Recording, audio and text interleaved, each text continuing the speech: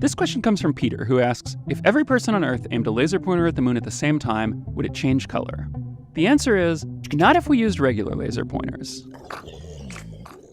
The first thing to consider is that not everyone can see the moon at once. We could gather everyone into one spot, but we learned our lesson about that already.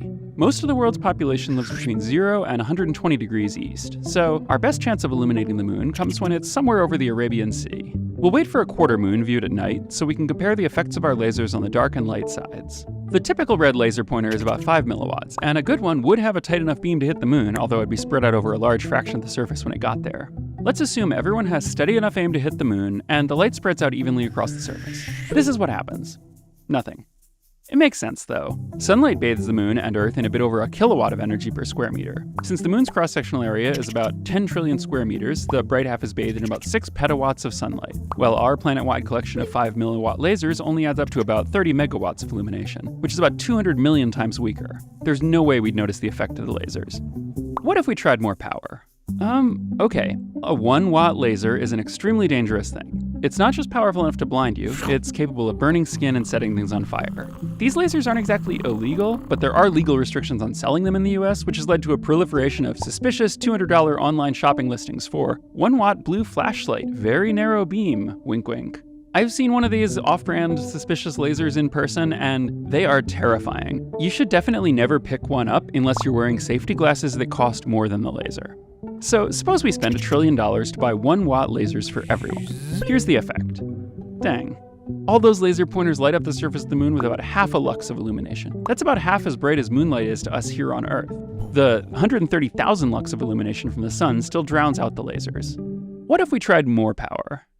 We're gonna have to leave lasers behind for the moment and instead give everyone a night sun, the searchlight mounted on police and Coast Guard helicopters. With an output on the order of 50,000 lumens, it's capable of turning a patch of ground from night to day. The beam is several degrees wide, so we would want some kind of focusing lenses to get it down to the half degree needed to hit the moon. It's hard to see, but we're making progress. Our collective beam is providing 20 lux of illumination, outshining the ambient light on the night half of the moon by a factor of 2. However, it certainly hasn't noticeably affected the light half. What if we tried more power? Alright, let's swap out each night sun for an IMAX projector, a 30,000 watt pair of water-cooled lamps with a combined output of over 1 million lumens. Still barely visible. At the top of the Luxor Hotel in Las Vegas is one of the most powerful spotlights on Earth. Let's add a lens so the beam is focused on the moon, put on a colored filter, and then give one of them to everyone. Alright, our light is definitely visible, so we've accomplished our goal. Good job, team.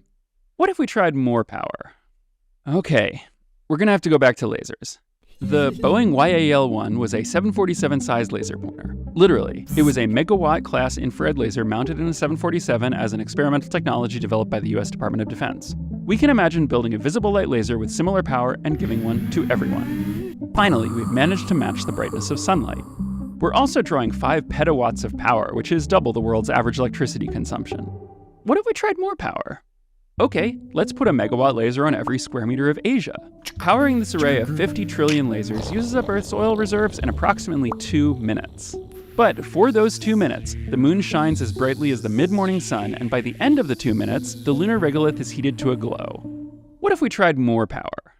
Alright, we're about to go way outside the realm of plausibility, like farther than we were already. The most powerful laser on Earth is the confinement beam at the National Ignition Facility, a fusion research laboratory. It's an ultraviolet laser with an output of 500 terawatts, but it fires only in pulses lasting a few nanoseconds, so the total energy delivered is equivalent to about a quarter cup of gasoline. Let's imagine we somehow find a way to power it and fire it continuously, give one to everyone, and point them all at the moon. Unfortunately, the lasers turn the atmosphere to plasma, instantly igniting the Earth's surface and killing us all. But let's assume that the lasers somehow pass through the atmosphere without interacting.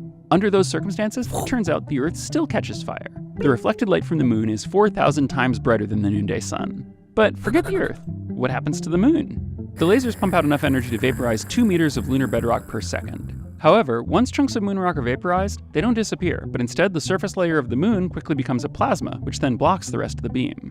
As our laser pours more and more energy into the plasma keeps getting hotter and hotter, enough that the most energetic plasma particles blast into space at terrific speed. This flow of material effectively turns the entire surface of the moon into a rocket engine, and a surprisingly efficient one. Using lasers to blast off surface material like this is called laser ablation, and it turns out to be a promising method for spacecraft propulsion, and moon propulsion.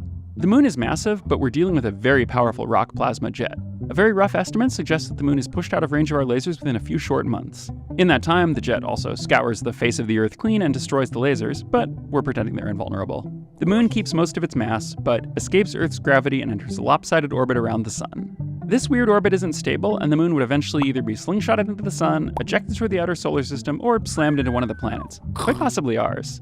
I think we can all agree that, in that case, we'd deserve it. And that, at last, is enough power.